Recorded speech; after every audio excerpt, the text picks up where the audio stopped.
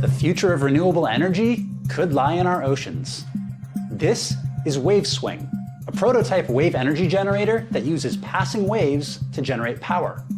And the company behind it says it's crushing expectations. We've heard a lot about different ways to capture energy from the ocean in the last few years. Experts say there's enough energy in the ocean to meet the entire world's energy demand. That's why we've seen so many innovative ideas recently, from wave-riding generators to artificial blowholes. The latest concept sits below the ocean surface. Waveswing comes to us from Scottish startup AWS Energy. This prototype spent the last 6 months in testing off Scotland's Orkney Islands. If Orkney sounds familiar, that's because it's the testing site for lots of other ocean-powered energy systems, like the orbital tidal turbine. I covered this after its deployment last year. I'll put the link to the video in the description below. Now, AWS calls Waveswing a submerged wave power buoy. At 7 meters tall and a 4-meter diameter, Waveswing weighs in at 50 metric tons.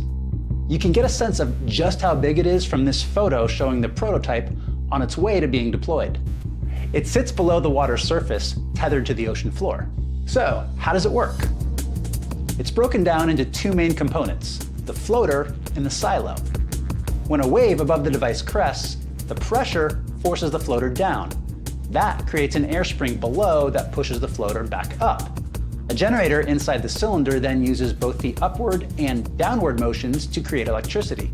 AWS says the Waveswing can go from the dock to under the water and operational in just 12 hours.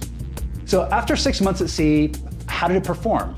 Well, AWS says during moderate wave conditions, it captured 10 kilowatts of power, with peaks of up to 80 kilowatts. Now that's 20% better than the company had predicted. And the company expects future models could capture up to 500 kilowatts of power, and they could be placed together in groups of up to 20.